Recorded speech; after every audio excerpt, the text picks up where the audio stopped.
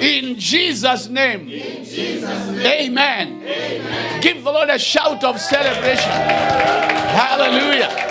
Glory, glory, glory, glory. Thank you. You may be seated. Blessed be the name of the Lord. I said, blessed be the name of the Lord. It's a joy for me to be here this morning and to bring you the word of the Lord.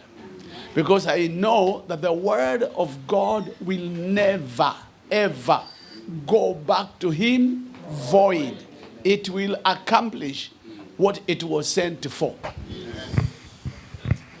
And God releases his word in accordance to the prayers of the saints.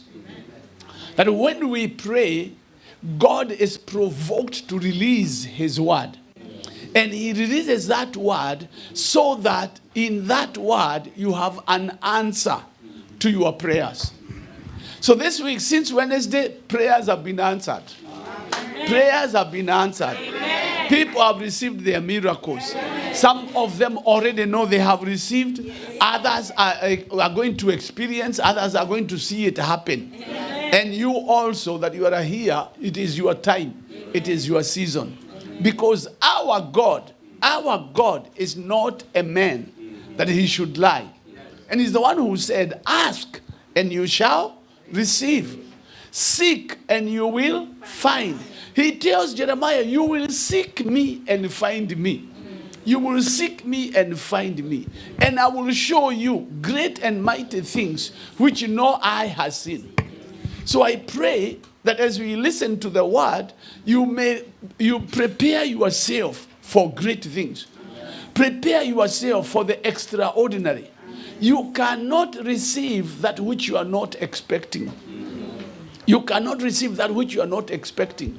So when you expect, God looks for a way to provide that which you are expecting in the name of Jesus Christ. Now, we've just come from another service, and I enjoyed myself. I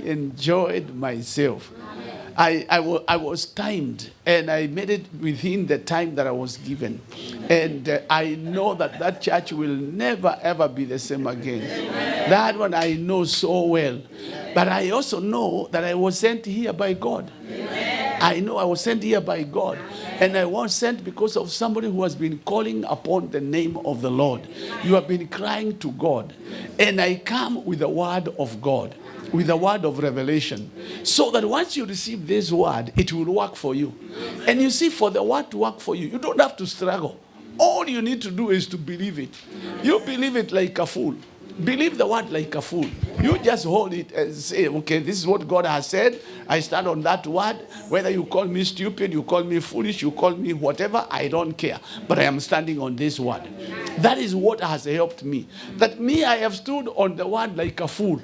That if the word says this, I believe it. It doesn't matter whatever everybody else is saying. And I have not been afraid. I have not been afraid of going against the current. I refuse to flow with the current. Me, I flow with the word of God. And I have seen the lives of people changed completely. Now, I know we have another service that is coming. And at times when you have come from a fast service, a service that is moving fast, and you have some limited time, then you go to another one. You carry the same spirit of speed. The same spirit of speed. You want to finish quickly so that the people can receive the miracle. And again, I also know that you don't need my whole sermon. You don't need my whole sermon. 1 hour sermon, 2 hour sermon. You don't need it. What you need is one word. In fact, I realize why at times why a preacher preaches so long is because the people are not capturing. If the people capture fast, the service ends fast. If the people takes a long time, then the preacher will keep going because you see there is a pipe that is flowing. And as long as that pipe is open, the word still comes. But once the Lord feels now, these people have received, the pipe is closed. When the pipe is closed, the preacher has nothing to do. He will start sweating. So the best thing is to understand the pipe has been closed. Let me finish now. So I pray that you will capture that. I want to appreciate the Bishop Isaac Ndegwa. Thank you so very much. Did you realize that your pastor has a very good voice? Did you realize that? I have listened while here, and he has a good voice. He has a good voice. He sings. I was going to say he sings like the radio, but then. But I realize the radio is somebody. But he has a very good voice. I want you to know, Bishop, you have a very good voice, really good voice. And another thing I noticed, he has a very sweet spirit. He has a very sweet spirit. You see, somebody with a sweet spirit is a likable person. They are likable. You want to stay with them. You want to hang around with them. But someone who is always looking at you and saying, you look at your head. You look at your hair. They are always putting you down. You don't want to meet with them. You see them coming from that direction, you take a corner. Because you know there is nothing good that is going to come from them. So you look for where something good is going to come. You're looking super. You are looking smart. I heard him last night telling the choir tomorrow. And so I came wanting to see the choir. So the first thing I did was look at the choir, and I said, yes, I think he was right. So the choir is looking super. And the smiles, your smiles are great. Your smiles are just super. From the way you are smiling, there is no reason why you should not receive your miracle. There is no reason why God should not bless you. Just because, the attitude is very important. Attitude is very important.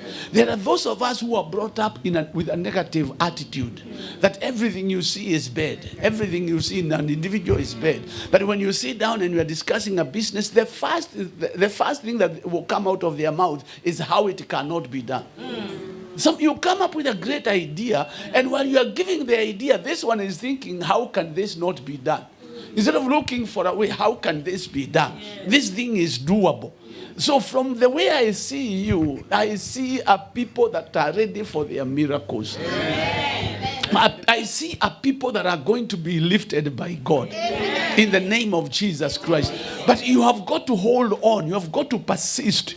You've got to hold on, because the evil one is saying you will not pass through here. You will not go beyond here. But you are saying, here I will go beyond. I am going beyond. Because you see, once your eyes are opened up and you see in the spiritual realm, you see yourself moving forward. It doesn't matter how many devils stand against you. It doesn't matter how many witches go around your house or go around your business. You will toboa.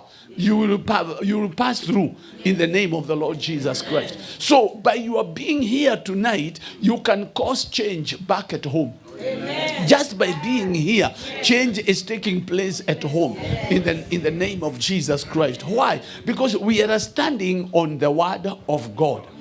We are studying on the word of God. In the book of Ephesians, in Ephesians chapter 1 and verse number 3, that's a scripture I love because it changed my life. Ephesians 1 verse number 3, it says, "Blessed be God and the Father of our Lord Jesus Christ, who has blessed us with all spiritual blessings in heavenly places in Christ Jesus."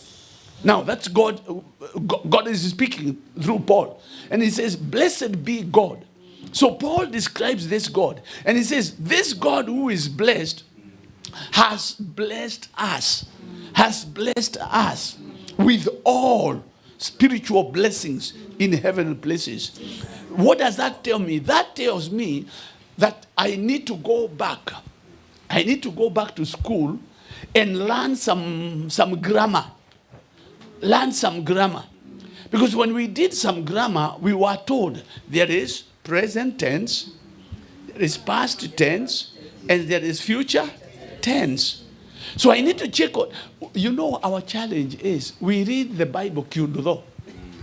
We just read the kyudo. We just read foitere, what we used to call foitere. We just read the foitere. You just read. But we don't seek to understand. But if you seek to understand, you will see the first thing to change is your way of thinking. Your way of thinking changes, and you start seeing there is nothing impossible. If you can get to that point where you are saying there is nothing impossible. Why? Because that's what the Bible says. With God, all things are possible. Now, when we go back to grammar, we realize, we ask ourselves, okay, this is Paul telling us what has already happened. He said, blessed be God and the Father of our Lord Jesus Christ, who has blessed us with all blessings. Okay, who has blessed us? Now, that word has blessed us. When we put the tenses, the tenses, it is not present, it is not futuristic. It is in the past. In other words, it is done. When was it done? When Jesus hung on the cross, he said, it is finished. You remember those words?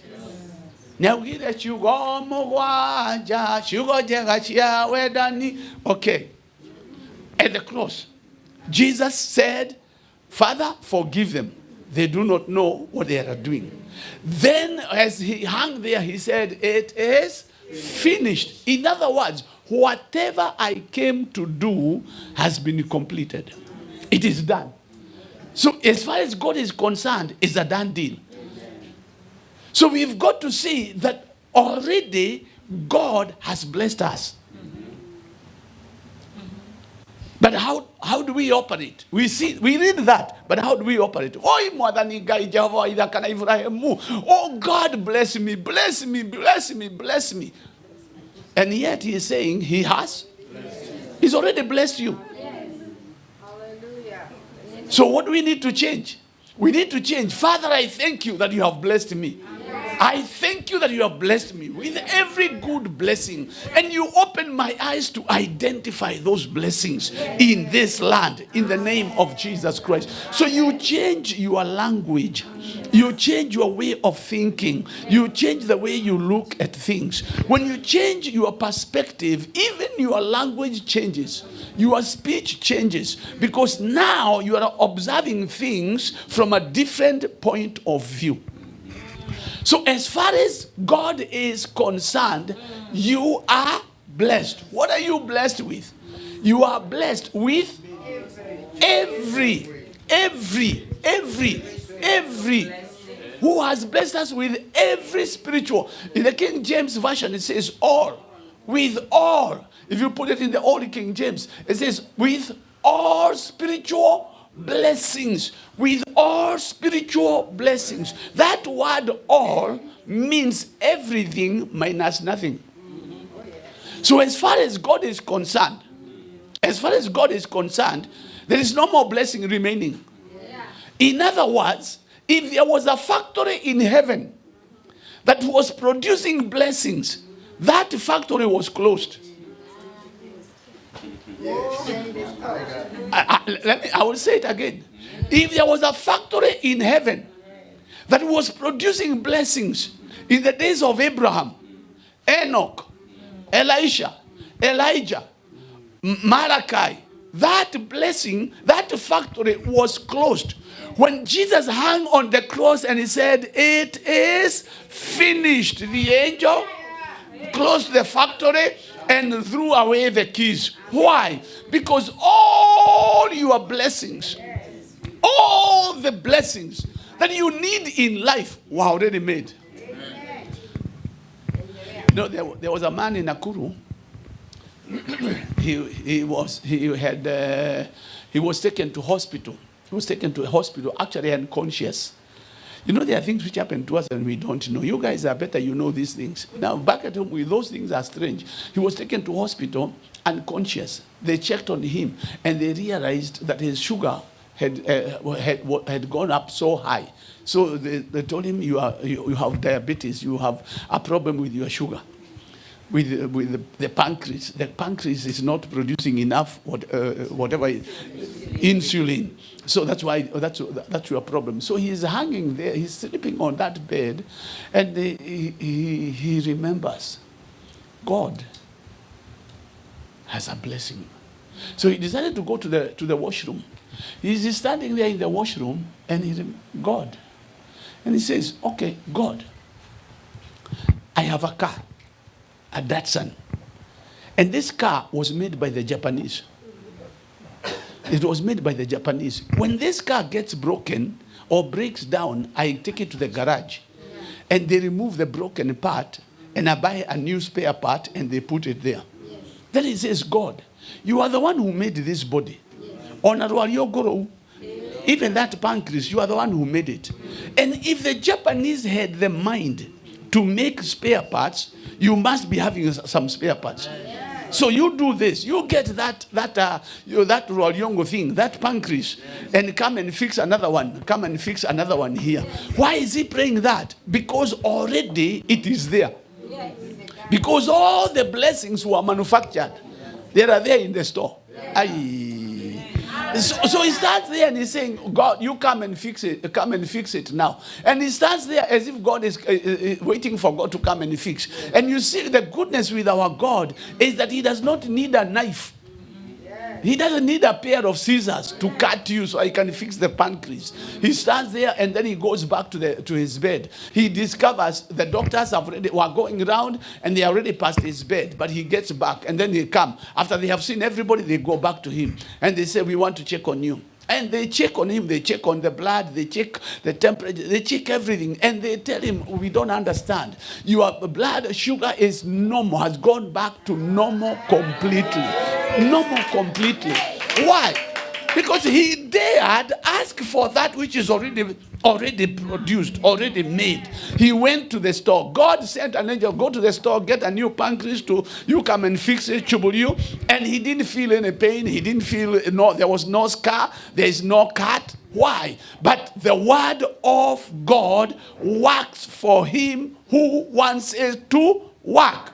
May the word work for you. Amen. I said, may the word work for you. Amen. So the factory that was making blessings was closed because all of them were made and they were put in Christ Jesus. They are in heavenly places. In other words, they are in the spiritual realm. Every blessing that you ever need or anybody will ever need in life, it is in the spiritual realm. What is the spiritual realm? The spiritual realm is the realm of the unseen. It is the realm of the unseen.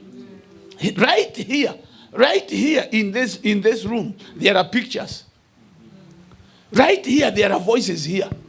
Not just our voices. There are so many voices here. The voice of America is here. Even the Russian voice is here. Even Inoro is here. Even Kameme is here, right here. But you cannot hear it until you look for the right instrument or the right machine. Once you get the right machine and you tune it, you will hear Kameme talking. You will hear citizen talking. You will even hear the nation talking right here. And you don't have to go to the airport. Right here. All you do is connect to power, do the right tuning, and once you tune, you will hear it. So if you want to hear, you get the right machine. In the same way, the blessings, all the blessings are here in the spiritual realm. The realm of the unseen. That means your car is here, your husband is here, your healing is here, your twins are here, your grandkids are here, your business is here. That which you need is already here. It is right here, but you cannot access it. You cannot access it until you bring the right machine. If you don't have the right machine, you will just be here. We will be singing, and we will just sing and sing and sing. Then you find that one is prospering. That one is prospering. That one is prospering. What is happening with me? No, Dogire. Who has bewitched me? What is going on? It is because your eyes have not been opened up. Paul says, when he writes to Ephesians, I'm praying for you that the eyes of your understanding might be opened up. What happens when the eyes of the understanding are opened up? You are able to see what others are not seeing. You are able to see in the spiritual realm. When Elisha and his servant were surrounded, Elisha was seeing the host of the armies of the Lord. Gehazi was seeing the Assyrian army. So you could be in this one place and both of you are seeing different things. You could be living in the same house and you are seeing different things. Because this one is spiritual, this one is carnal. Now the choice is yours. Which one do you want to be? You can be spiritual, you can be carnal. When you become carnal, you will see the impossibilities. It cannot be done. When you become spiritual, you know that by the time God brought me here, He had prepared everything I needed. He had prepared everything I needed. Now that factory was closed and the blessings are here. So what do we need to do? That's why I come and say to you that there are roots. There are roots. There are foundations that are keeping you from accessing the blessings which are already here. And those roots have got to be destroyed. Those foundations have got to be destroyed. In Jeremiah 1:10, Jeremiah is told, I have appointed you to root, pull down, root up, remove, uproot. Before you build, you have got to uproot. Now once you capture that I have got some uprooting to do, then you realize it is not me who will do it for you. It is not your cousin. It is not your pastor. It is you.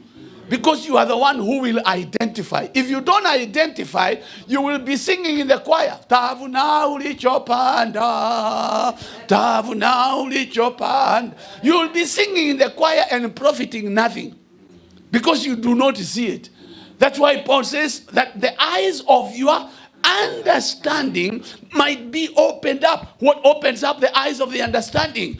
God opens. And the beginning was the Word. And the Word was God. And the Word was with God. So the Word of God brings light.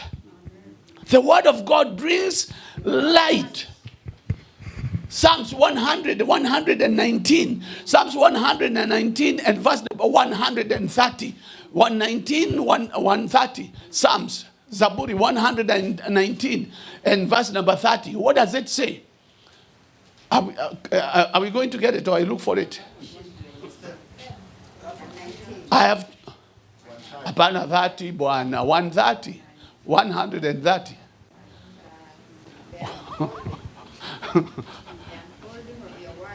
Okay. 130. What does it say? The entrance of your word gives light. It gives understanding to the simple. Be simple, Bwana. Stop being complicated for nothing. When you stop being complicated for nothing, you receive understanding. But when you become complicated, you want to know, you want to investigate, you want to get the right pronunciation of thou, thee, thine, thou, thee, all those these. But the entrance of the word does what? It brings light. It brings light. May you allow the word to enter. Let the word of the Lord enter you. Once the word has entered you, there is nothing that is too hard for you. There is nothing that is impossible. Jameni yawa. Si mtu tu anoki hapa. Seme hili neno ni langu. This word is mine. I'm not going to allow this word to pass. I will allow the word to enter into me. What does it do when it enters into you? It brings light. What does the light do? The light shows you what is happening. Yesterday, I don't know whether it was last night or the night before, but I told the people who were here that when I got married in Mombasa, we were living in a one-bedroom house, and we thought we were only the two of us, me and Joyce. Only to discover we were not two. There were other living things. There was wildlife in the house. How did I discover? One night, when I felt thirsty, I needed to drink water, and we had already gone to sleep. So I wake up and I go to the kitchen. When I went to the kitchen, I turned the lights on. That's when a discovery came. In other words, the light brought in discovery. Because the moment I put on the light, I saw cockroaches, rats, mice. They all started running away. And the cockroaches in Mombasa are not like the ones we have in Nakuru. The cockroaches in Mombasa are this big. So at first you are left wondering, hey, what is that now? What is that I've seen? By the time you discover it is a cockroach, you would have used to doom. That's when I discovered, when the moment the light comes, in the same way, the moment you receive the word of the Lord into your spirit, and you agree with that word, it shines and it makes whatever cockroaches that have been hiding in you, whatever rats that have been hiding you and eating your stuff without your knowledge, they will disappear. They will disappear. They just end up disappearing. In the name of Jesus Christ. So for me, I know. I don't have to wait until I finish preaching, then I start casting out devils. There are devils which live just by teaching. There are 3 ways of dealing with the devil. 3 ways of dealing with the devil. Number 1, you rebuke them in the name of Jesus, and they will go. Number 2, you teach the people the word, or the people grab the word. Once they grab the word, there are devils which just disappear because you are receiving the word. Number 3, you bring a higher authority. Once you bring a higher authority, what happens? They just disappear because they see this authority is not a simple authority. This authority is powerful authority. So but just now, since we started, there are some demons which have been following you. They will never follow you again. Amen. They will never follow you again. Some of you have been here since Wednesday. You have been receiving the word. I want you to know that there are some demons that have been following you. Some challenges you have been facing. You will never see them again. In fact, you will be shocked when you remember. You will remember and say, I used to have a problem sleeping. Now these days I'm sleeping like a baby. What is going on? Because those things disappeared because of the entrance of the word. So I come and I bring you the word of the Lord. And the word of the Lord is there are foundations that are shakeable. Amen. There is one foundation that cannot be shaken. That is the foundation, Jesus Christ. But evil foundations are unshakable. That's why David asks in Psalm 11, verse number 3, he asks, if the foundations be destroyed, what can the righteous do? That is a statement of desperation. It's a statement of desperation. So you are telling me to run away. You are telling me to go and hide in the mountains. And the enemy is ready to shoot. He's ready to shoot secretly at the righteous. How do you tell me to run away? He says, if the foundations are shaken or destroyed, there's nothing I can do. You can hide, they will still shoot from there. You run away, they shoot you. You don't do anything, they hit you. Why? Because of the foundation. Because of the foundation. And we said that the foundation, a foundation is a structure of stability and strength. A foundation is a structure of stability and strength.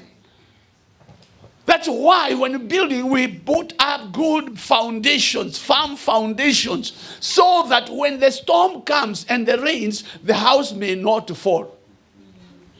So what am I doing? I'm bringing in the word. And the word is lighting up in your situation. Now it is you to identify the rats. It's you to identify the cockroaches. And we did see last night that there are some good foundations and there are evil foundations. And how do we identify the evil foundation? Number 1, it resists. It limits. An evil foundation will limit you. You will be like a goat that is tied on the leg to a post. You can only eat up to there. And you have been eating, going around, and as you go around, the rope also goes around the kapole. It becomes shorter and shorter, as you go around. Because the goat does not know how to go around the opposite direction to make himself free. So you are just tied there because of a foundation that you may not even know. Because we also say that an evil foundation is a root that feeds into the future. We said it's a root that feeds into the future. We also say that an evil foundation transfers battles into generations which are innocent. Innocent generations go through battles, not because of what they are doing or what they have done, but because of what happened. We looked at Lamentations. Let's go to Lamentations. Lamentations chapter number 5. We looked at Lamentations chapter number 5, verse number 7. And we see the lamentations of Jeremiah. He's lamenting, or Israel is lamenting. They are crying out to God in Lamentations 5. He's saying, our fathers have sinned and are not. In other words, they are already dead. And we have borne their iniquities. We said iniquities is a sin.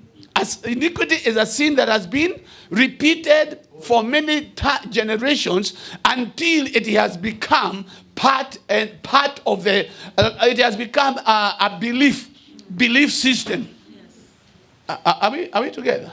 So it has become a way of life, such that you proudly say, in our family, we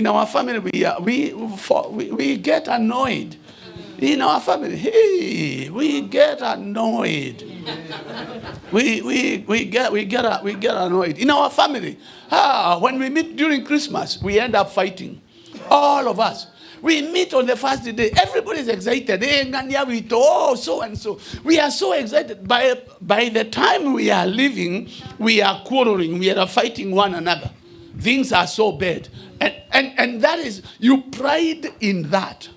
You pride in that. Why? Because that's all you know. But when the word of God comes and brings in the light, then you realize, so it is not supposed to be so. So could be this thing is foreign. We pride in and saying, in our family, we don't know how to stay married. No, we get married for 6 years. After 6 years, all the girls go home. And our brothers chase their wives, but the kids are left. So if you come to our compound, it is like a school. It is like a school. There are so many kids running around there, and you are wondering, this man has how many wives? He has only one, and a forest of daughters. And the daughters have come with a population, and it is acceptable. Or you go to a place and you find in this village, everybody's a drunk. Everybody's a drunk. Even the kids walk like drunkards because they have been smelling the whole thing.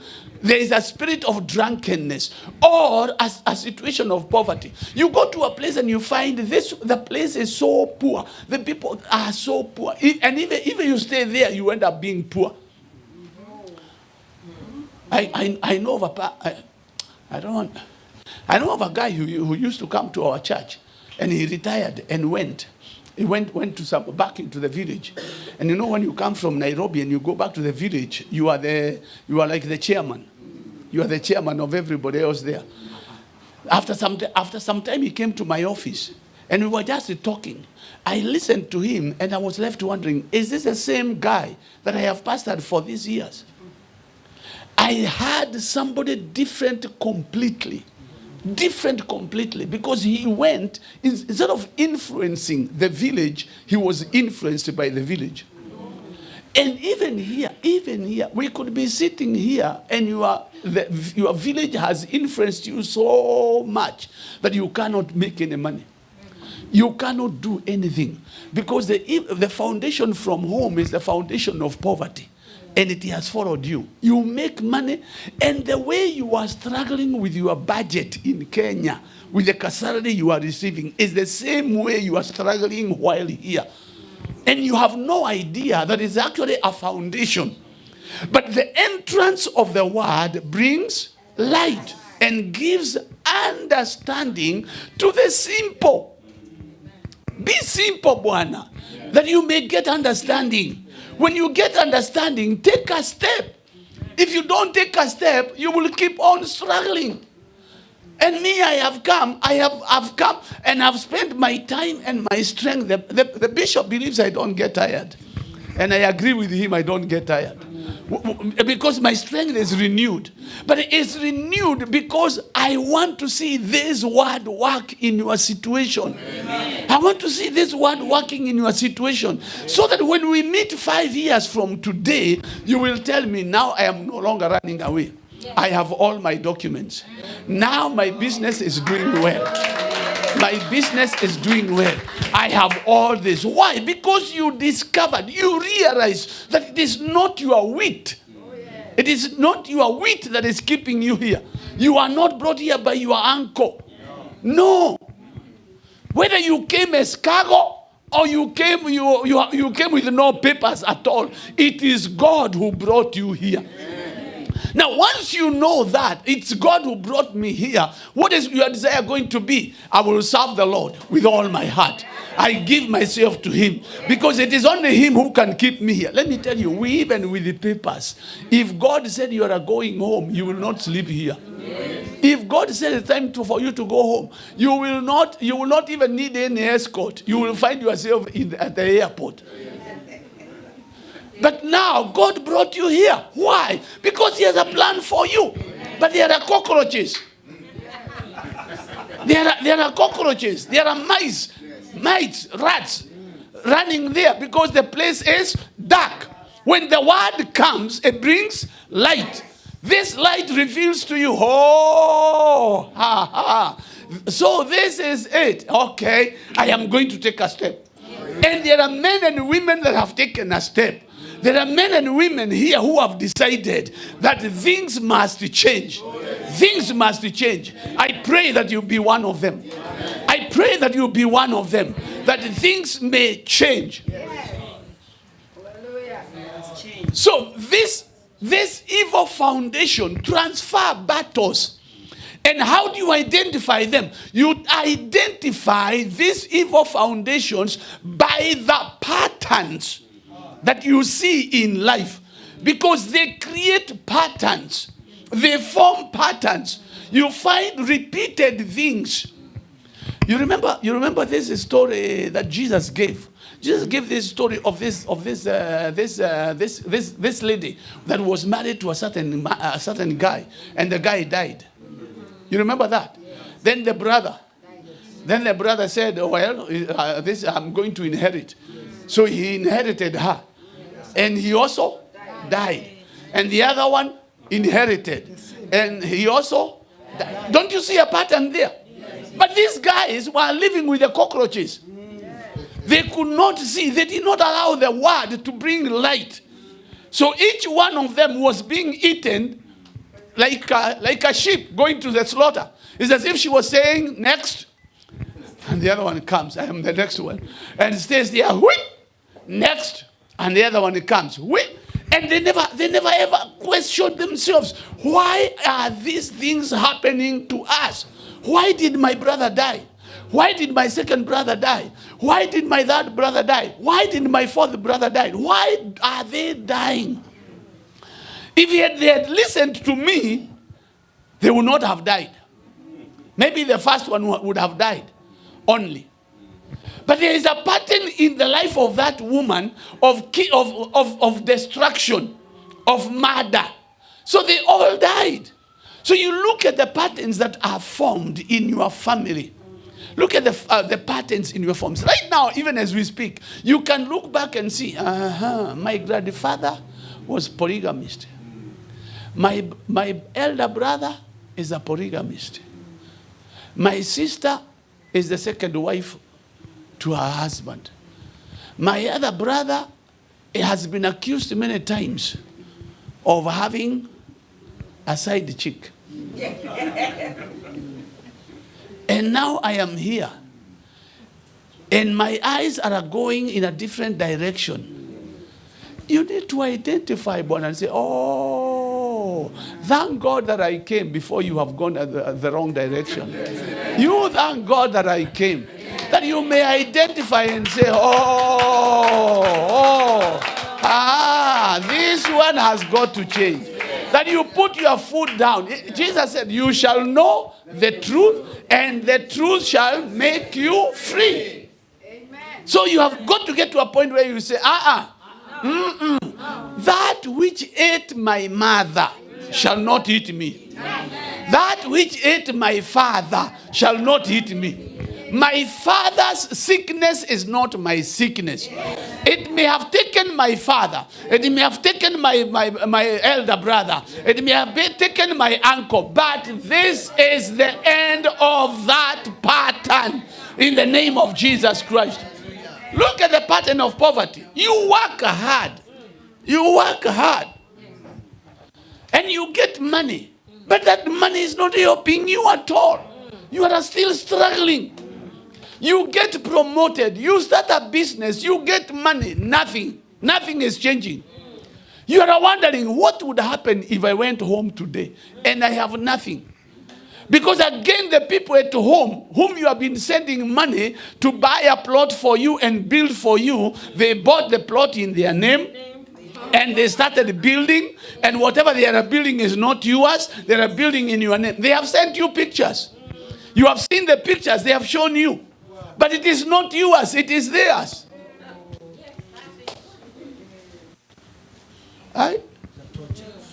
Mtaifahamu kweli, nayo kweli itawaweka huru. Until you get to that point where you say, It's got to be. You see, the people at home are rejoicing. Because when you send $20 times 130, what does that become? I don't know, 2130, 2130, that is 6, that is 0, that is 600. All that money, it multiplies. So they know you are rich. And you know you are not. You know in your knower, you know in your system, you are not.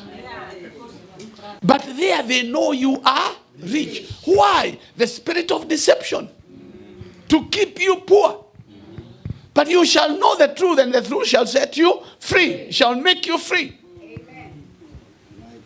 So David is asking, if the foundations are destroyed, what can we do?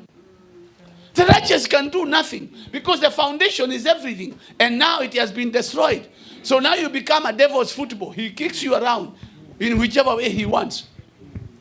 Even here, you come here, you work, and before you send the money home, you find yourself in hospital and you don't have an insurance.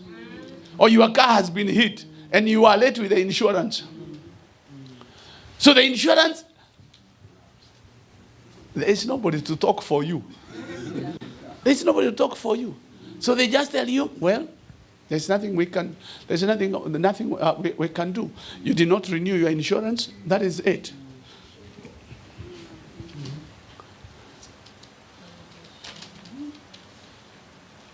I'm going to finish. We are listening.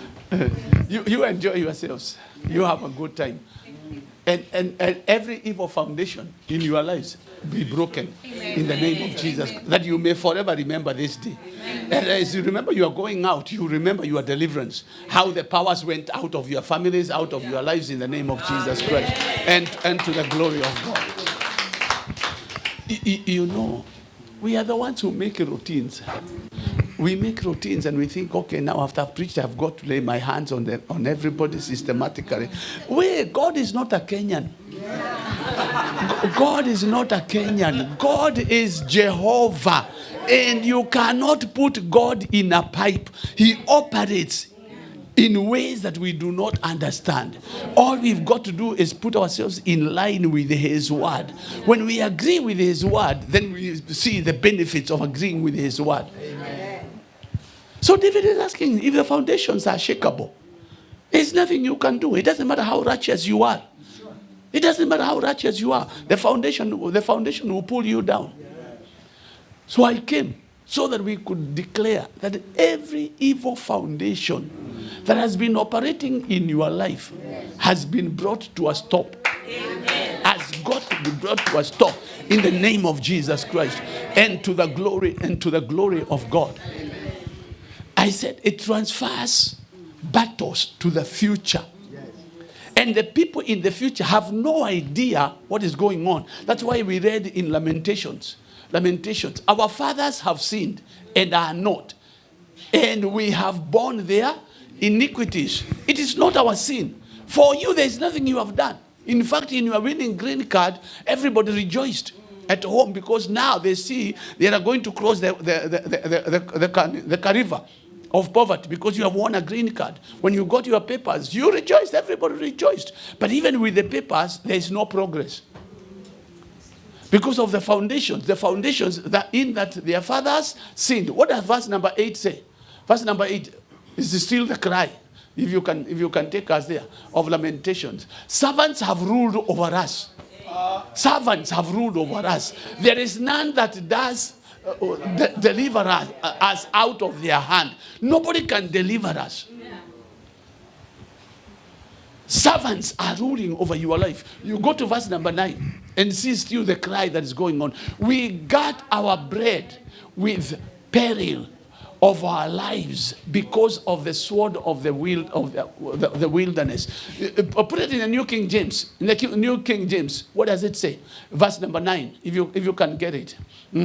We get our bread at the risk of our lives. How many of you know how much you risk your life here to get that bread?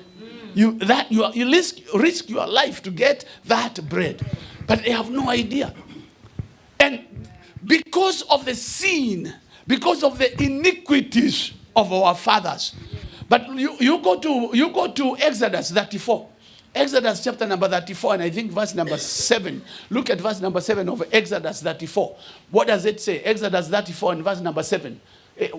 Let's get there. Keeping mercy. Okay, go to verse number 6. Verse number 6. And the Lord passed before him and proclaimed, the Lord God, merciful and gracious, long-suffering and abounding in goodness and truth. Okay, number 7. Number 7, it says, keeping mercy for thousands, forgiving what? Iniquity, transgressions, and sin. By no means clearing the guilt, visiting the iniquity of their fathers upon the children and the children's children to the third and fourth generation. Our God is a generational God. If there are generational curses, there are generational blessings. And I come to declare to you that our God forgives. Our God forgives. So for us to break those foundations, the first thing we need to do is to acknowledge that they are there. Yes. When we acknowledge that they are there, then we take a step. We decide we are going to take a step. Even you go and receive your deliverance in the name of Jesus, and the blessings of God upon your life in the name of Jesus Christ. Yes. I hope nobody else is will walk out so I can pronounce a blessing. But anyway, I'm going to post. I know you. I was told. Actually, I was actually told some of you are going to work, so it's not a mistake of the bishop. It's the passion. It's the passion in me. It's the passion in me to see your situation change. So when we meet in Australia, or we meet in the UK, or we meet in New York, or we meet in China, you are the one who will come and tell me, Bishop, I was there. Since that Sunday, my life changed. You know, I went to South Africa. I was preaching in South Africa. I've preached there, and then now I'm going home. So I have some guys escorting me to the airport. We park the car, they are carrying my luggage, and we are on the escalator going up. In front of me, there's I think 3 or 4 girls, and there's a small girl who is just ahead of me, and she happens to look back, and she looks at me and says, "Are you Pastor Mark?" I said, "Yes, I am." And she was so excited. "Oh, you came to our church. You came to our church in Zambia. You came to our church in Zambia. And you told us to bring our passports. And you said those without passports to get an A4 and just fold it twice." Me, I didn't have a passport. I got an A4. And you said I lift up my passport. Now from there, now I am here in South Africa. Oh man, I was excited. I was excited that she could remember. And I want to say to you, you will remember. You will remember in the name of Jesus Christ. Because those foundations have got to be broken. Right now, you may not be seeing anything. You are seeing marudurudus. You are just seeing marudurudus. You are not seeing anything. But I want you to know that your eyes are going to be opened up, and the light will shine, and you will go to places you never ever imagined. Amen. Never ever imagined. I can tell again another one. Another one was I was coming from here, passing through Amsterdam. I'm at the airport and I'm walking around doing seeing the duty-free shops, pushing my cart, and I see a lady look at me, and she ran, literally running. She came so quickly and she asked me, "Are you Pastor Mark?" I said, "Yes, I am." Oh, she was so excited. "You came to our church. You came to our church in Kitwe. You came to our church in Kitwe, and you told us that some of us are going to be sent by our companies, others by the government, and we will travel. You asked us to bring our passports. Now I am going to Japan. My fare has been paid for. I am receiving a per diem.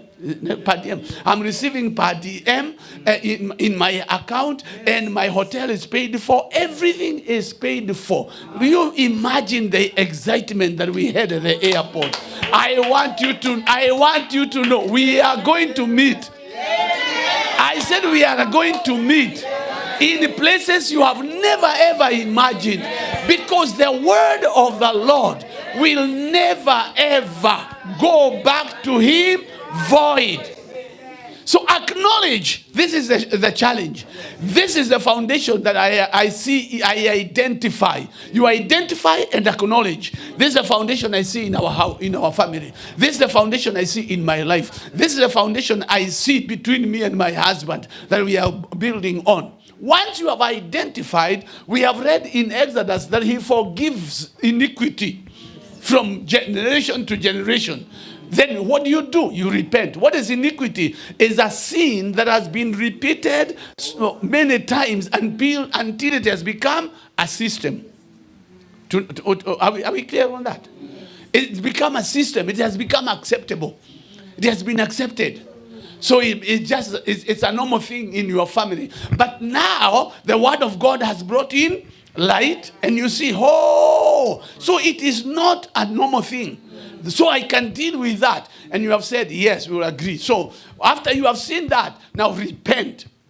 Repent the sin, that iniquity. You repent that iniquity so that God forgives. Are we together? Yeah. Now in in 1 John chapter number 1, John 1, 1 John chapter 1, verse number 8 and 9. Verse number 8 and 9. What does it say? Verse number 8 says, if we say that we have no sin, what do? We deceive ourselves, and the truth is not in us. Verse number 9. If we confess our sins, he is faithful and just. To do what? To forgive our sins and to cleanse us from all unrighteousness. I want you to see something here. Let me become the teacher. You look at this. If we confess our sins, you have to underline that, our sins. He is faithful and just to forgive us our sins. Let's look at the English language. When you look at that, you see some redundancy. You see redundancy. You see some repetition. even that one is blessed. Because if he had said, if we confess our sins, in proper English, it would have been, if we confess our sins, he is faithful and just to do what? To forgive us, full stop. But he repeats our sins. Why? Because the translators had a problem. They had a problem because they were translating the scriptures from a rich language in vocabulary that is to one that is poorer. The Greek was richer in vocabulary than the English. Let me make it easy. English is richer in vocabulary than Swahili. Those who know Swahili. So English is richer. I will show you how it is richer. In English, whatever you are sitting on is called a chair. What is it called in Swahili? Kiti. A pew. The long one we sit in church is called a pew in English. What is it called in Swahili? Kiti. There is another one, three-legged. It's a three-legged stool. What do you call it in English? A stool. What do we call it in English? Kiti. There is another one in English, it's called sofa. Sofa set. What do we call it in Swahili? Kiti. There is another one I saw here. You sit and it lifts up your legs. It's called recliner. In Swahili it is called kiti. Why? Because Swahili is poorer in vocabulary than English.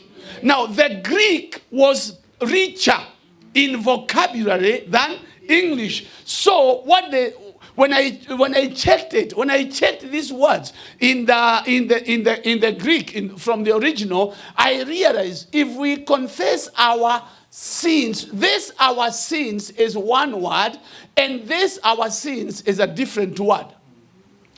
Our sins here is paraptoma in Greek. If we confess our paraptoma, he is faithful and just to forgive us our harmatia. So this our sins here is harmatia, and our sins here is paraptoma. Two different words. And when I looked at it, I realized this paraptoma, it means the known sin. The known sin. That is a sin you have sinned, nampango, with a plan. You know this is sin. It's like when the pastor says you bring your tithe and you don't want to bring your tithe. You know you are sinning, and you are comfortable sinning.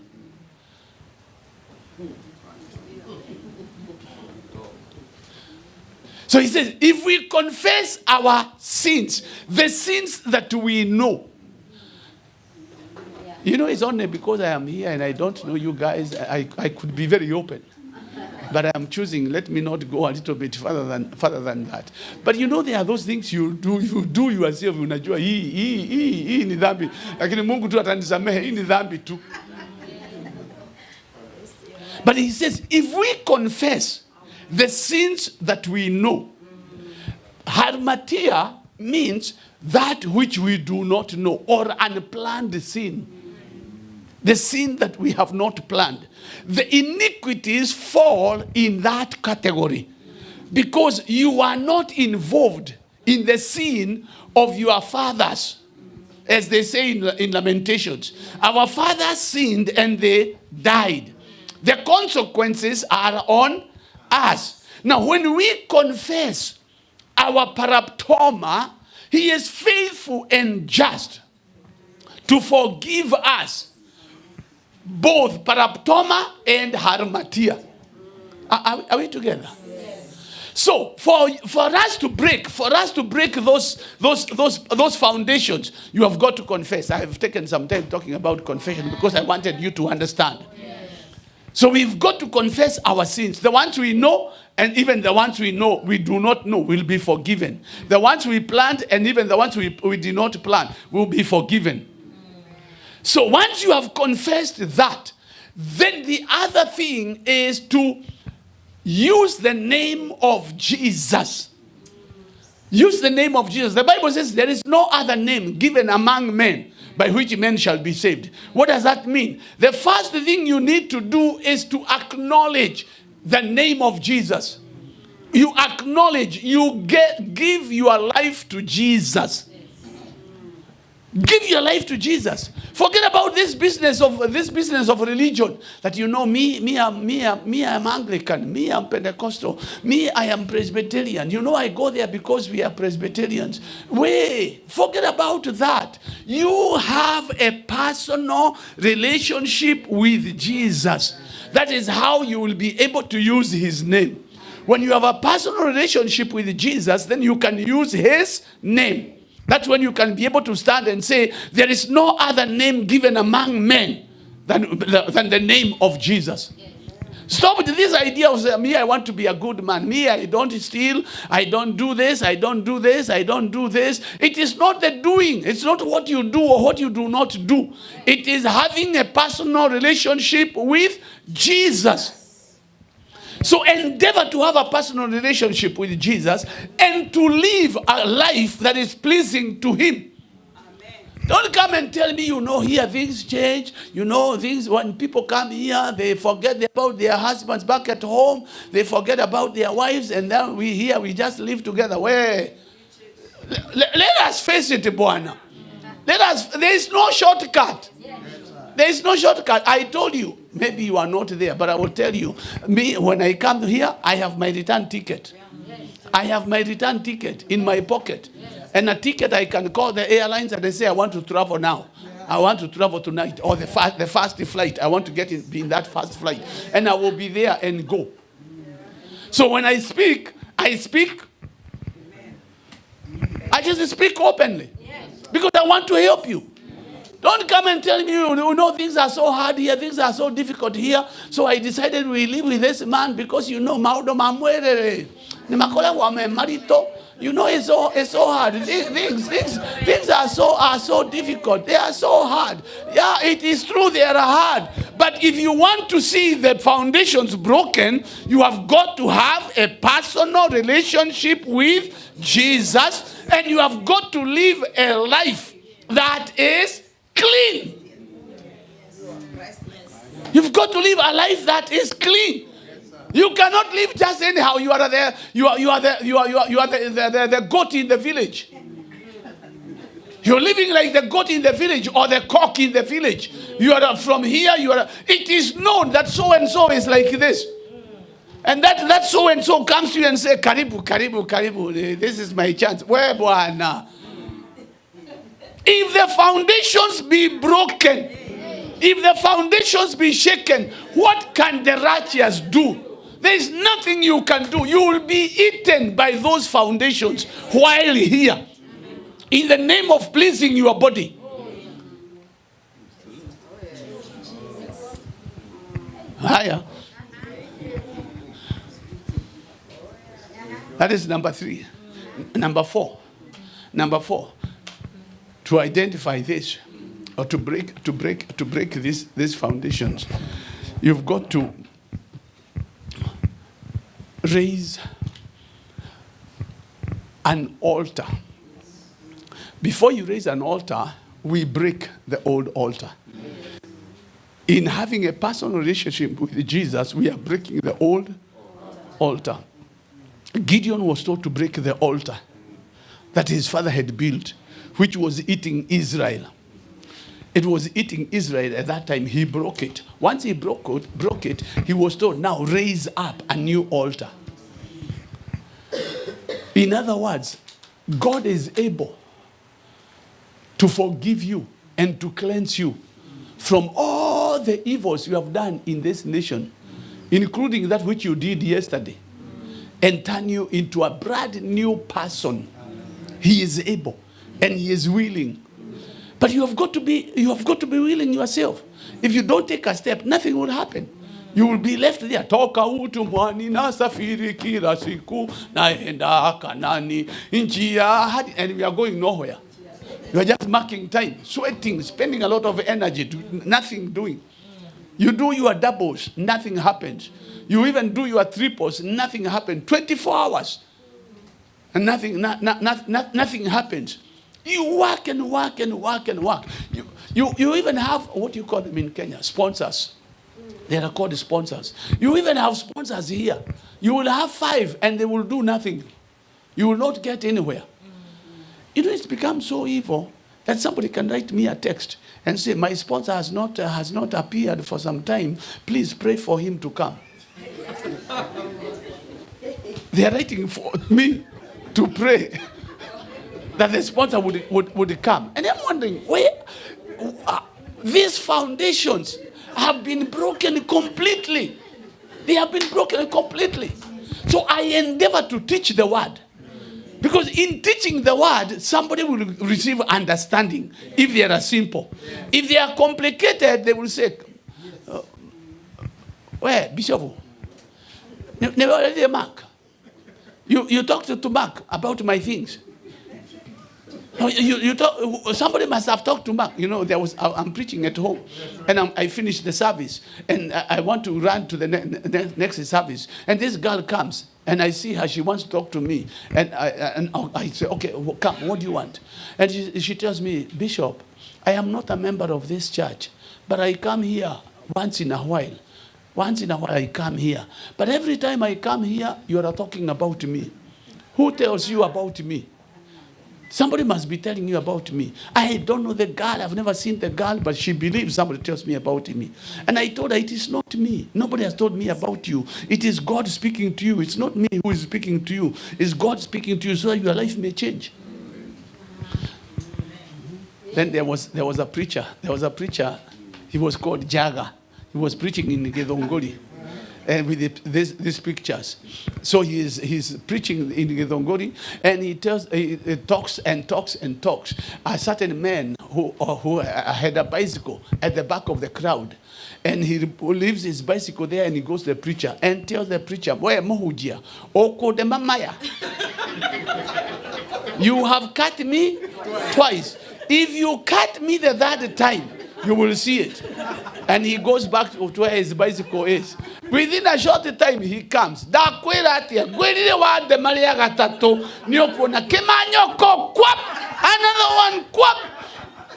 and he says, "You go and tell that God, I have beaten you." He jumped on his bicycle and he left.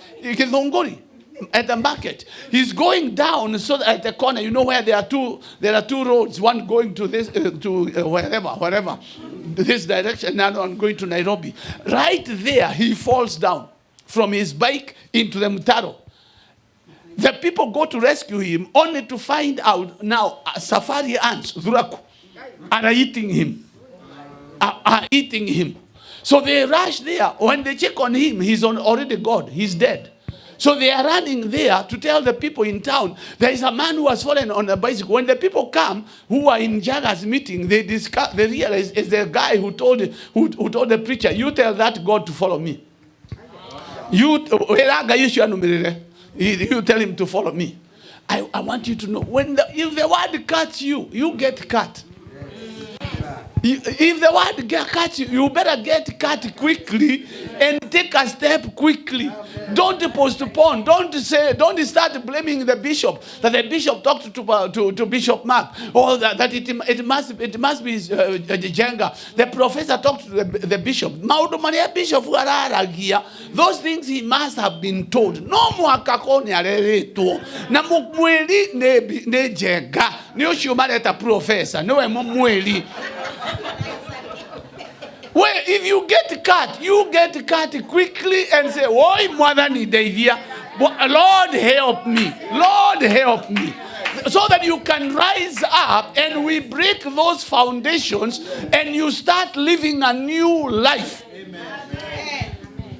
So you raise up an altar. Now, an altar is empowered by the sacrifice. Yes. An altar is empowered by the sacrifice. Whatever you put on the altar determines your victory or your next step. Many times, because of hard labor and because of the scarcity of things or material, the scarcity of money, we come up, we think when we are releasing, we are becoming poorer. Not realizing that in releasing, you are applying the power of multiplication. And you are empowering your altar. The sacrifice that you give empowers your altar. If we can only learn the power of the sacrifice, you know that the sacrifice is not just anything you put your pocket in and you say, let me go and sacrifice. This is my sacrifice. This is my sacrifice. Sacrifice is something that pains you. How much pain do you think Abraham had when he was told to sacrifice Isaac? Let me ask you a question. Do you think Abraham told Sarah that he is going to sacrifice Isaac? What would have happened if he told her? What would have happened if he told her? It would be a different story. In fact, it was so serious. So serious. You know, at times I try to imagine what happened. Abraham was old, but the guy was strong. For him to deal with a teenager and tie the teenager to the altar. You know, many times we think that Isaac just went there, Daddy, you want to sacrifice me? Hallelujah. Okay, let me sit. And he sat there. Now cut. Hey, the boy had already asked the father. Now we are going up the mountain. We have the knife. We have the fire. But we don't have the sacrifice. And then he says, God will provide. When he had God will provide, he said, okay. So the cowboy went. But my imagination, this is my imagination. Don't tell me, I'm not saying I read it from the scriptures, but my imagination is the moment they get there and they set up the altar, everything is ready. The knife is ready, the fire is ready, everything is ready. And Isaac is wondering what is going on. And Abraham is looking, how do I capture this cowboy? How do I capture this cowboy? So both Isaac is wondering, and Abraham is looking for a way of capturing this boy. And when the boy is facing one direction, Abraham must have grabbed him and tied the rope so that the boy does not throw, that he does not kick around. He ties him and ties the legs. What was happening? The boy is not just keeping quiet. Daddy. Whatever you want, Daddy. The boy must have been screaming like nobody's business. I believe it's the cry of the boy that got to God. So the boy is screaming, and he is put there, and he's got to be tied to the altar so that he doesn't destroy the altar with his kicks. He's tied there, and he's tied the eyes, and the father gets the knife and ready. That's when God comes and says, Abraham, spare him. There's a sheep there. Abraham sees the sheep.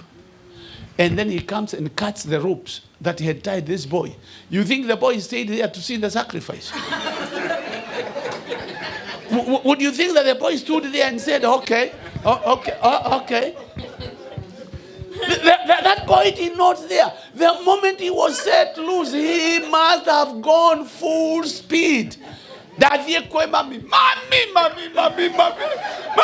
He's crying all through, going to the... Actually, if you read your Bible, you will come to discover that by the time Abraham got home, both Sarah and Isaac were not there. They had already disappeared. How do you live with a cannibal? He wants to kill. How do you live with a cannibal?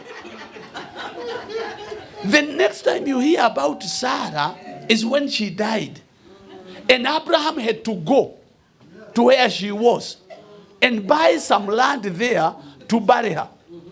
Since the day of the sacrifice, Sarah disappeared. So a sacrifice is not just a small thing. It's that which pains you. It pains you. You look at it and you say, okay, I know what I am doing. I know where this one is going to take me. I know how far I am going. I know what I want. I know the change that I want. I know the transformation that I want. Once you do, if you can do that, you will have broken every bondage. It is the sacrifice that will lift you to the next level. So forget this idea of saying, okay, this is my sacrifice, $10. Find out, what is that pains me? What is that will take me to the next level? This is my sacrifice.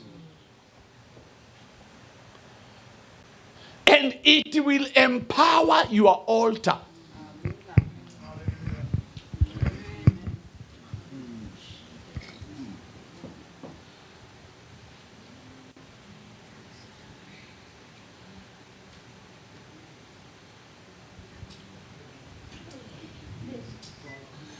You know, when I pose like this, is to give you an opportunity to think. I'm posing to give you an opportunity to think or to swallow that which you have received. Because this can mean transformation of your life completely. You have struggled here. You have struggled at home. You have struggled elsewhere. You struggled in Boston. You struggled in California. Now you have come here and you are told things are easy here. You will find yourself struggling because of evil foundations. Okay, how do we break those evil foundations? We break those evil foundations by the word of our mouth. By the word of our mouth. Jesus said that whosoever will believe in his heart, who says to this mountain, move from there and be cast into the sea, he will have whatever he says. You shall have whatever you say. Sasa, badala ya kuendelea sana, situvunje. Should we break those foundations? Yes. I think we just break those foundations in the name of Jesus Christ. And then you purpose, you bring in your sacrifice in the name of Jesus Christ. And we move on. Because this will bring transformation in your life. This is what is going to open doors for you. Because those doors are held by foundations. Let us stand up.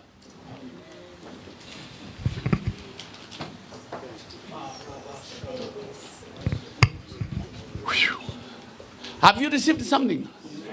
Remember, the entrance of the word brings light. So at least the word has brought light into your situation. And now you can identify the cockroaches. So you identify the cockroaches. Can we deal with those cockroaches? As the light comes, let every cockroach, every mouse, every mouse, every mouse to disappear in the name of Jesus Christ. Are you ready to declare? Are you ready to break those powers? Can we break those powers? In the name of Jesus. Lift up your hands and say, Father, I thank you for the word you have given to me. I receive it with gladness. And I stand on it with boldness and courage and confidence to break every evil foundation over my life, over my family. In Jesus' name. Amen. Now it is time to break. It's time to break. Now, so that you may know it's nothing. It's nothing. You may relax. Breathe in. Breathe in. Breathe in. Breathe in. Breathe out. Breathe in. Breathe out. So that whatever tension was there, see, it has been broken. So that we break those foundations without tension in you or without fear. You know, at times we get in the service and we are afraid. This demon can jump on you. Wait, you are not a vessel of demons. You are empowered. You are anointed. Somebody declare, I am anointed, for this hour. I am commissioned For this hour, I am empowered. For this hour, in Jesus' name. Amen. Now, put your finger like this and declare, every evil foundation that has pursued me to this land, hear the word of the Lord. Hear the word of the Lord. Your time is over. In my life. Break, break, break, break. Break, break, break, break, break. Break, break, break, break, break. In Jesus' name. Amen. Now that is the powers that have pursued you here. Those powers that pursued here, eating your money, eating your ideas, eating your dreams and your visions, killing your visions, those ones are broken now in the name of Jesus Christ and to the glory of God. Somebody say yes. Somebody say yes. Let us now go to iniquities. Let's go to iniquities. Every iniquity, every foundation of iniquity, if pursuing my family, dwelling in my family, both here and back at home, hear the word of the Lord. Hear the word of the Lord. Your time is over. In the name of Jesus Christ. Break now. Break, break, break, break, break, break, break, break, break, break. Break now, break now, break now, break now, break now, break now. Break, break, break, break, break. In Jesus' name. Amen. Everybody said amen. Every foundation of sickness that has been reigning in my family, hear the word of the Lord. Hear the word of the Lord. Your time is over. In my family. In the name of Jesus Christ. Break, break, break, break, break, break, break, break. Break now. Break now. Break now. Break now. Break now. Break now. Break now. Break now. In Jesus' name. Everybody said amen. Everybody said amen. Those evil foundations have ears. They have ears. Because the one who said, let there be, lives in you. He lives in you. Foundations of poverty. Let's deal with the foundations of poverty. Because that's tormenting a lot of people. Every foundation of poverty that has pursued my life, that has operated in my family, hear the word of the Lord. Hear the word of the Lord. Your time is over. In this family. In the name of Jesus Christ. Break, break, break, break, break, break, break, break, break, break, break, break now. Break now. In Jesus' name. Amen. Every evil foundation that has caused delay and stagnation in my life, in this nation. Hear the word of the Lord. Hear the word of the Lord. Your time is over. In the name of Jesus Christ. It's over. It's over. In Jesus' name. I declare, I'm moving forward. I am moving forward. I am healed. I am healthy. I am rich and not poor. In Jesus' name, amen. Now give the Lord a shout of celebration.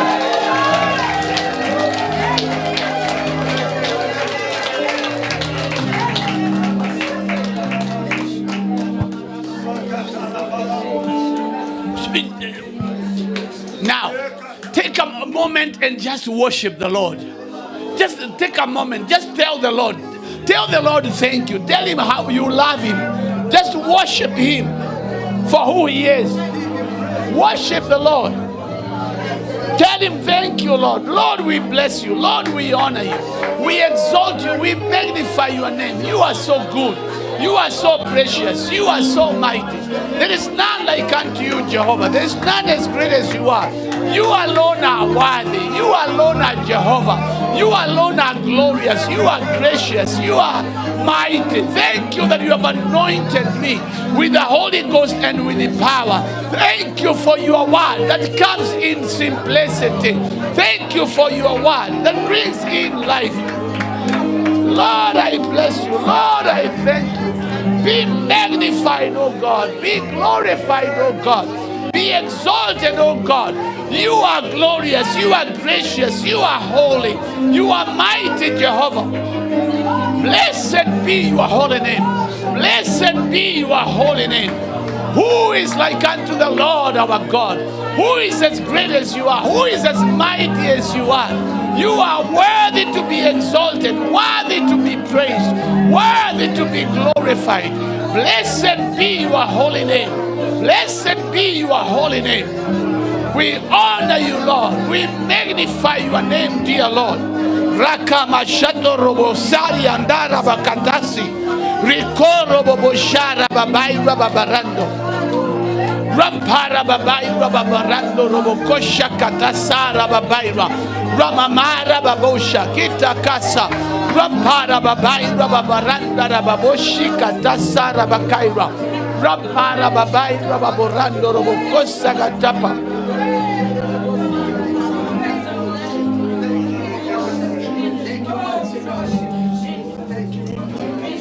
Our Father, we bless you and we praise you. Thank you for what you have done in this service. Thank you for delivering your people. Thank you for rescuing your people. That, Lord, you have rescued these people. You have rescued their families. A new chapter is being opened in their lives in the name of Jesus. Lord, as we empower the altar that we have raised, an altar of praise, an altar of thanksgiving, an altar of victory, an altar of great healing, an altar of the miraculous, an altar of favor, an altar of abundant grace, an altar of possibilities. As we empower this altar, let our sacrifice, oh God, be acceptable unto you. Let our sacrifice be acceptable unto you, Jehovah. And let our sacrifice empower this altar. We honor you and we bless you. Be glorified, dear Lord, because we pray in Jesus' name. And everybody said amen. Everybody said amen. And so shall it be. And so shall it be. Now, see, we have prayed. See, we have prayed. You know in your knower, in your system, it is done. So you can turn to somebody else, turn to somebody close to you and tell them it is done. Tell somebody, my case is closed. Tell somebody, my case is closed. My case is closed. That case has been closed.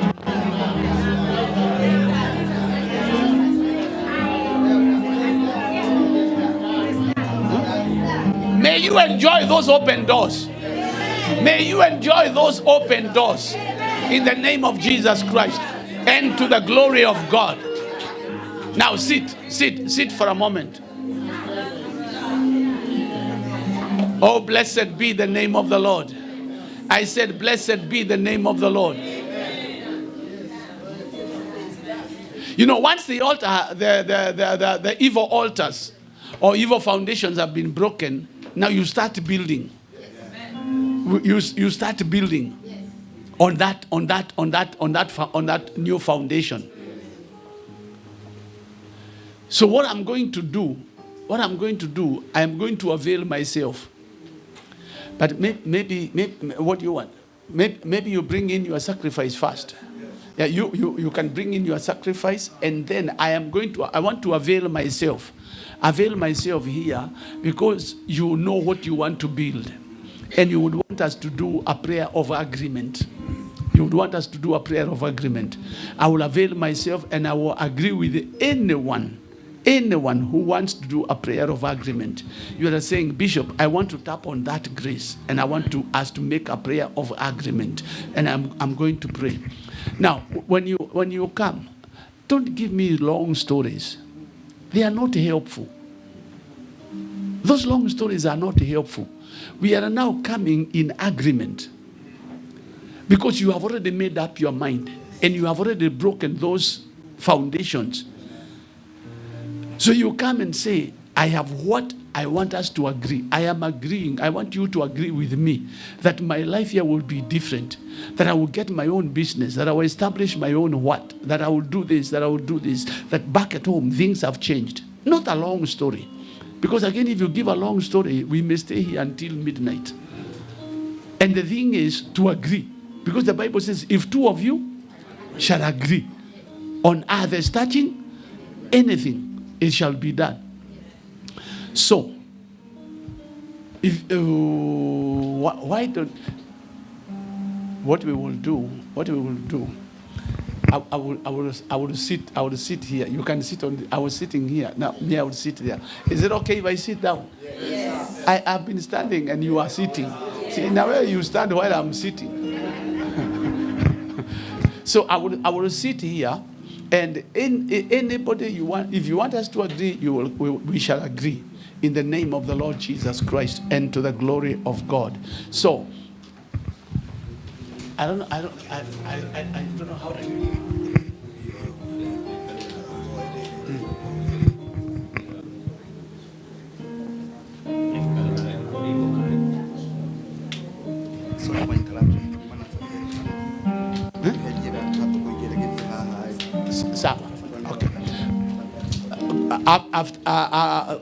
A word of wisdom that has been given.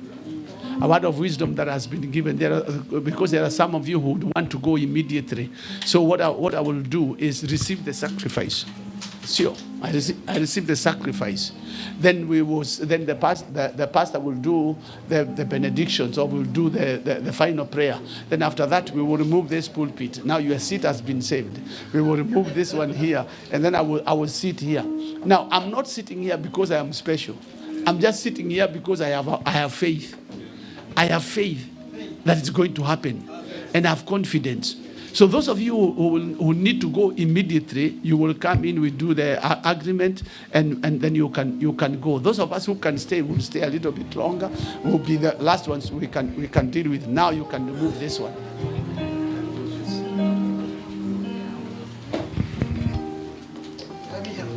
It has wheels.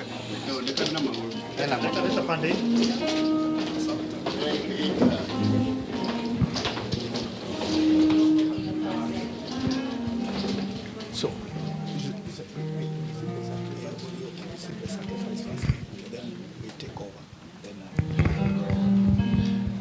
now you bring your sacrifice. If you are ready with your sacrifice, you will come.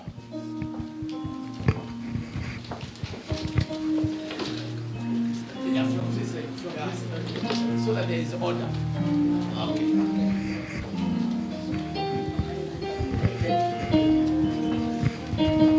Just write. Yeah.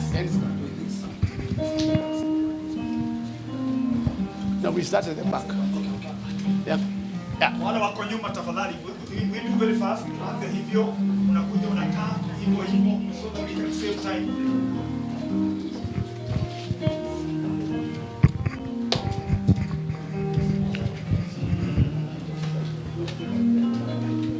Tiga wale mwena wako kedo welera thosya ngoro yakwa nĩcingĩahotire tiga wanjarageria kanjĩraga atĩrĩ mothe mekĩkaga nĩguo nyone igũrũ rĩa maũndũ mothe we wĩ Ngai.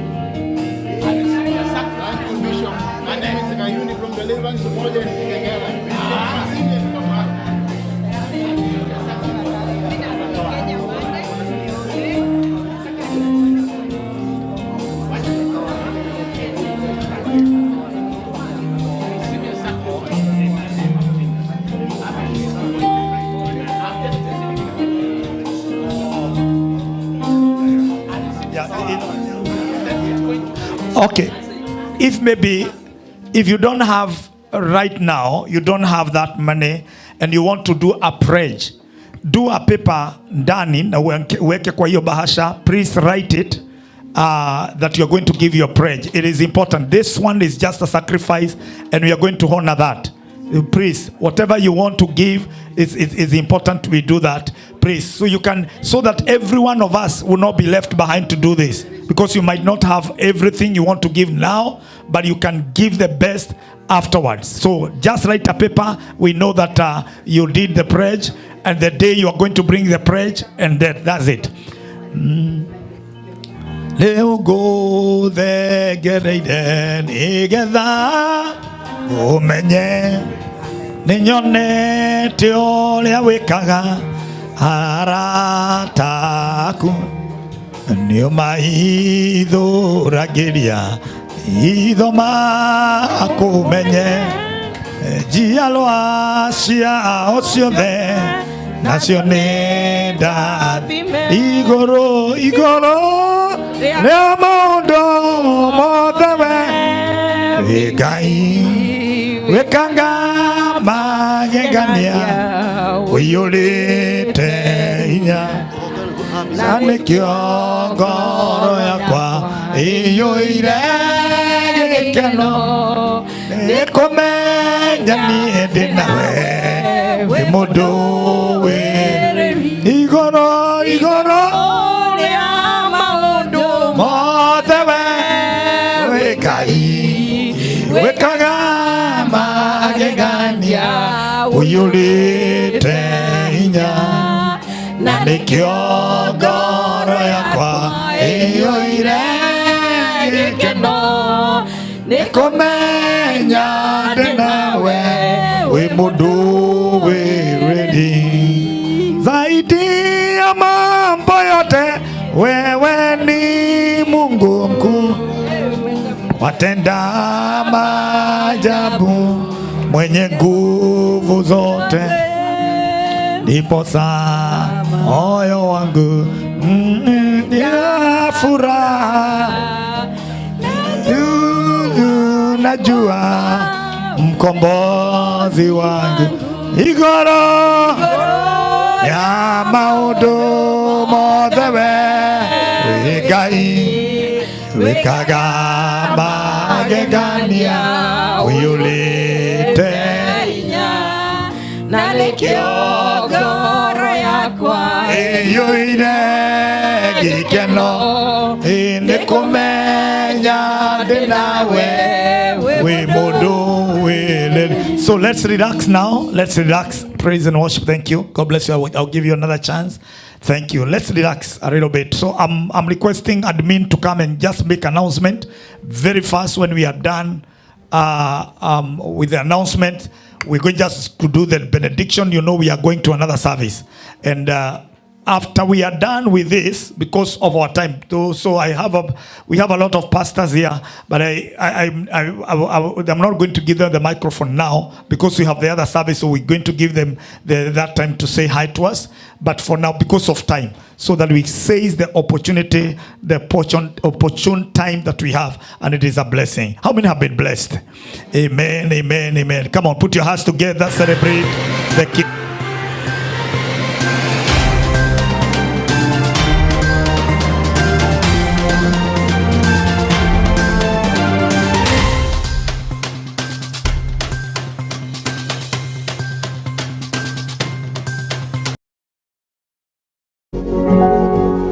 You are watching Pacific Waves Television, USA, a place of nourishment.